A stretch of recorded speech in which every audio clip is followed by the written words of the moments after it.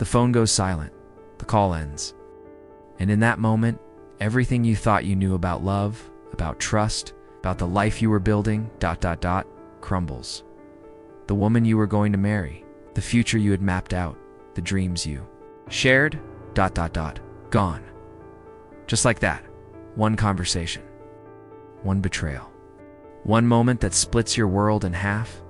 You sit there in the darkness of your room, and for the first time in years, you feel it. Raw, unfiltered pain. The kind that cuts through every defense you've built, every story you've told yourself, about who you are and what you deserve. The kind that strips you down to nothing. Most men run from this feeling. They drown it in alcohol, bury it in work, numb it with distractions. They see pain as the enemy, as something to be avoided at all costs. But what if they're wrong? What if pain isn't the destroyer of men, but their greatest teacher? 2,000 years ago, a slave named Epictetus understood this truth. Chained, beaten, his leg broken by a brutal master, he discovered something that free men spend lifetimes searching for, discovered that the very thing that seemed to destroy him was actually forging him into something unbreakable. Every art and every faculty contemplates certain primary objects, Epictetus taught his students. But the art of living, the art of becoming a man worthy of respect, contemplates one primary object above all others. How we respond when life strikes us down? Pain, you see, is not an accident. It's not a mistake in the grand design. It's the universe's way of asking you a question. Who are you when everything you thought defined you is taken away? Marcus Aurelius knew this question intimately.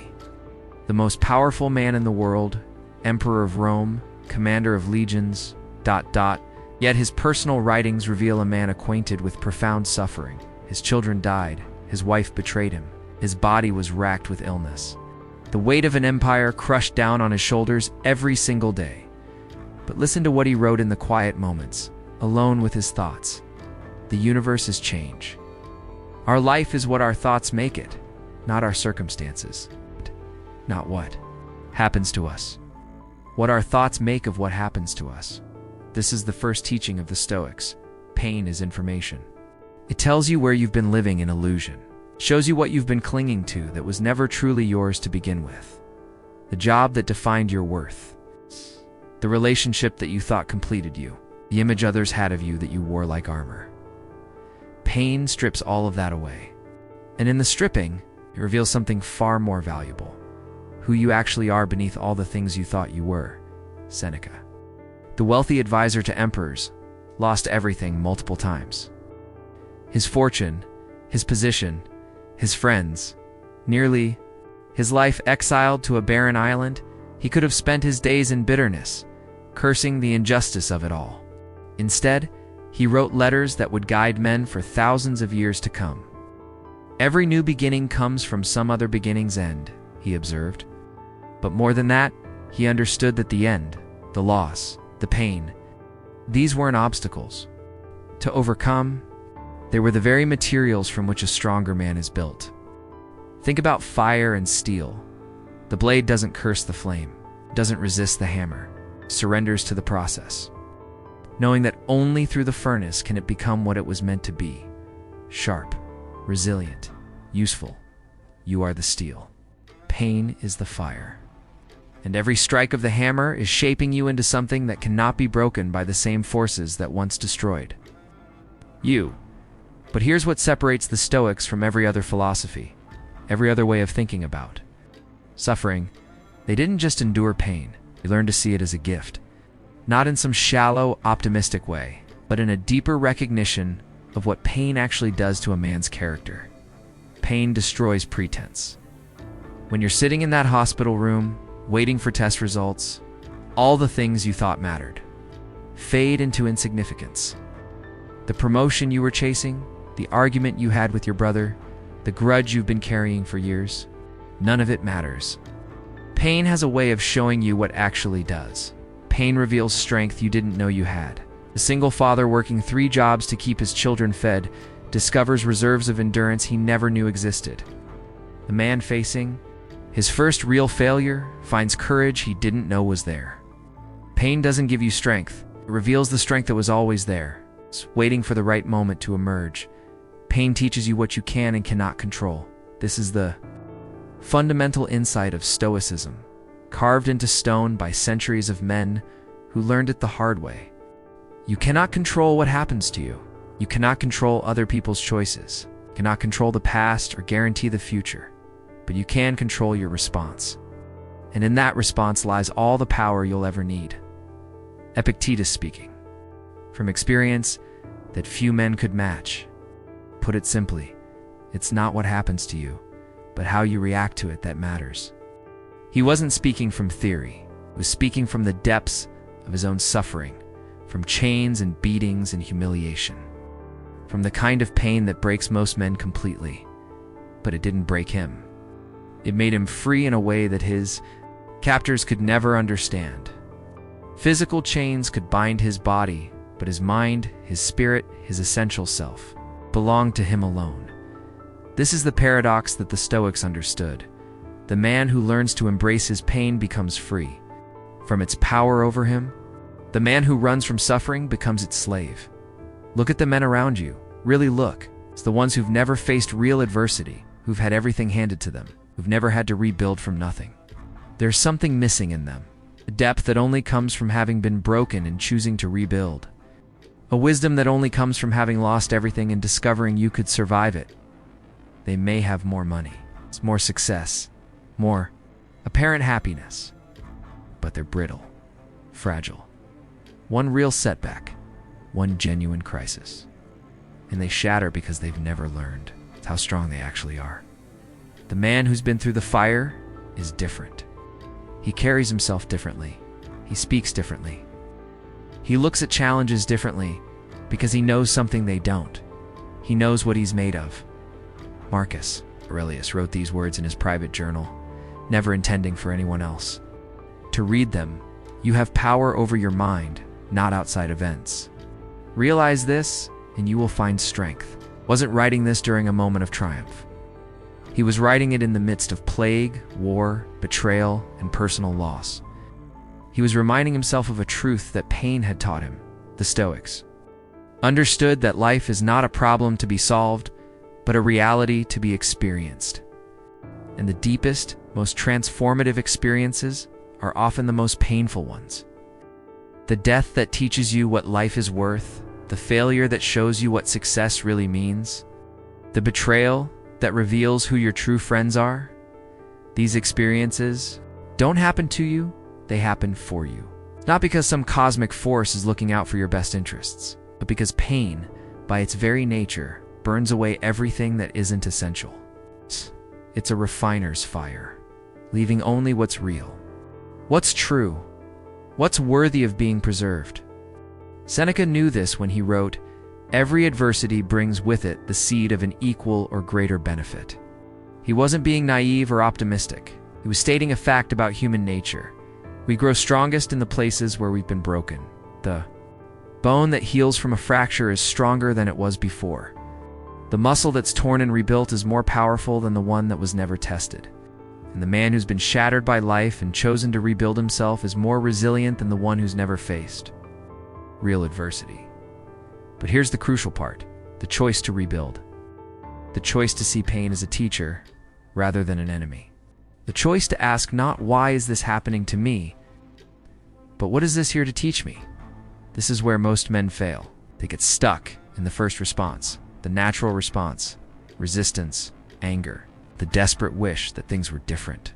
They spend their energy fighting reality instead of learning from it. They become prisoners of their own pain because they refuse to accept it as part of their path. The Stoic does something different.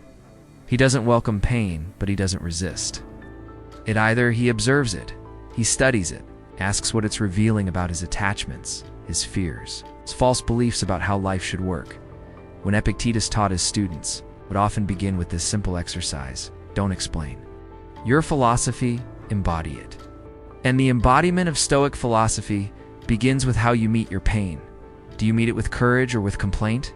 Do you meet it with curiosity or with blame? Do you meet it as a victim or as a student? The man who meets his pain as a student discovers something extraordinary. The same experience that could destroy him can also liberate him. The same loss that could embitter him can also open his heart. The same failure that could defeat him can also show him who he really is. When everything else is stripped away. This is not positive thinking. This is not pretending that pain doesn't hurt or that loss doesn't matter. This is something deeper. The recognition that pain is not the opposite of growth, but its most reliable catalyst. You don't become wise by reading books about wisdom. You become wise by having your assumptions shattered and choosing to rebuild them on a stronger foundation. You don't become strong by lifting weights. You become strong by facing situations that demand strength and discovering you have it. You don't become free by having everything you want. You become free by losing everything you thought you needed and realizing you're still here, still breathing, still capable of choosing your response. This is what the Stoics mean when they speak of virtue as the only true good. Not because other things don't matter, but because virtue, character, integrity, courage, wisdom. These are the only things that can't be taken from you. Everything else is on loan from a universe that gives and takes according to its own mysterious logic. Your health, your wealth, your relationships, your reputation, all of these can disappear overnight. But the man you choose to be in response to their disappearance, that belongs to you forever. Marcus Aurelius on his deathbed could look back on a life filled with more pain than most men could imagine. But he could also look back on a life lived with dignity, with purpose, with an unshakable commitment to being the kind of man who deserved respect regardless of his circumstances. That's the promise of the Stoic path. Not that life will be easy, but that you will be equal to whatever it demands of you. Not that you won't experience pain, but that your pain will serve a purpose greater than itself.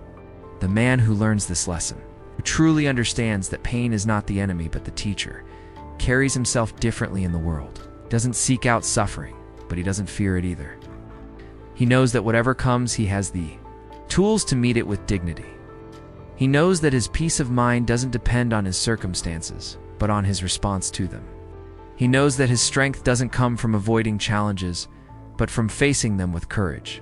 He knows that his wisdom doesn't come from having all the answers, but from learning the right questions to ask. This is the path that Epictetus walked from slavery to freedom. The path that Marcus Aurelius walked from privilege to wisdom. The path that Seneca walked from wealth to understanding. It's not an easy path, but it's the only path that leads to the kind of life worth living. The kind of life where you're not at the mercy of external events, but grounded in internal strength. The kind of life where you're not desperate for others' approval, but secure in your own integrity. The kind of life where you're not afraid of what tomorrow might bring, because you know that whatever it is, you'll meet it as a man. Pain will come, loss will come, failure will come. The question is not whether you'll face these things, but how you'll face them. Will you face them as a victim, cursing your fate and demanding that life be different than it is? Or will you face them as a student, understanding that every difficulty is a classroom and every setback is a setup for the man you're meant to become? The Stoics chose to see pain as the path itself, not an obstacle on the path. They understood that the very experiences that seem to diminish us can actually enlarge us if we have the wisdom to learn from them and the courage to be changed by them. This is their gift to you, the understanding that you are not broken by your pain but forged by it. You're not weakened by your struggles but strengthened by them. You're not defined by what happens to you but by how you choose to respond to what happens to you. And in that choice, in that moment of decision when everything hangs in the balance, you discover who you really are. Not the story you've told yourself, not the image others have of you, not the role you've been playing, but the essential core of your being that no external force can touch. That core is unbreakable. That core is free. That core is where your real strength lives, waiting for the moment when pain strips everything else away and reveals what was there all along. The Stoics found that core through suffering. They found freedom through loss. They found strength through weakness. Found wisdom through confusion. They found peace through accepting the war that life wages against all our carefully constructed plans. And they left us a map for finding these same treasures in our own pain, our own losses, our own moments of devastating clarity, when everything we thought we knew turns out to be an illusion. Follow that map. Trust that process. Embrace the path. Even when it leads through valleys you never wanted to walk. Because on the other side of that pain lies the man you were always meant to be. Unshakable, unbreakable, free. The Stoics knew this truth, and now you know it too. Pain is not the destroyer of men. It's their greatest teacher. It's not the end of the story. It's the beginning of wisdom. It's not the path away from strength. It's the path itself.